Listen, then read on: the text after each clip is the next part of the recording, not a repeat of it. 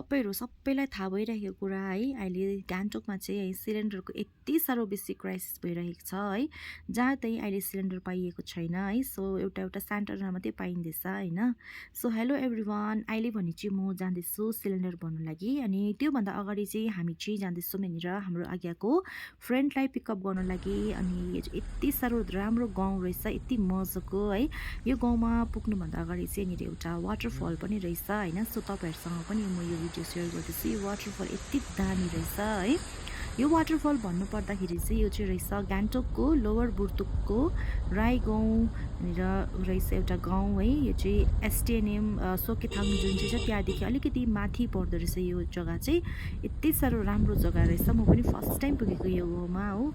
अनि अहिले भने चाहिँ हामी सिलिन्डर भरेर पनि हामी चाहिँ अहिले फेरि हाम्रो एकजना आज्ञाको साथीलाई फेरि ड्रप गर्न लागि हामी फेरि जाँदैछौँ होइन अनि अघि देखाएको वाटरफल फेरि तपाईहरुलाई म एकपल्ट देखाउन गइरहेको छु होइन यति साह्रो मजाको रहेछ यो वाटरफल चाहिँ है यो वाटरफल चाहिँ मिक्स भएर चाहिँ तल तपाईको बनझाँक्री फल्स जुन चाहिँ छ है त्यहाँ गएर मिक्स हुँदो रहेछ होइन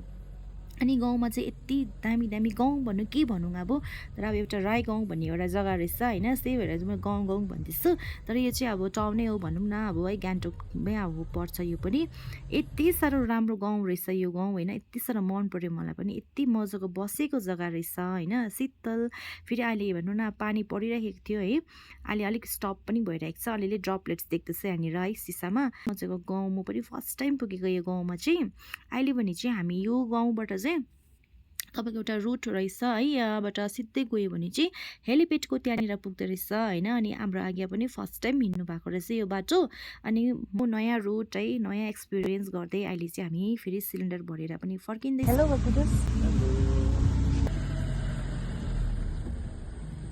यता गुम्पा रहेछ यहाँनिर अब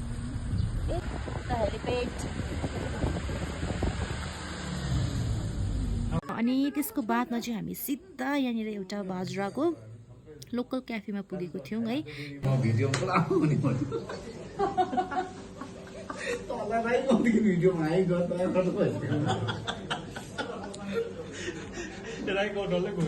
यहाँबाट चाहिँ यति दामी भ्यू पनि देख्दो रहेछ हो एकदम मजाको दिन भइरहेको थियो सो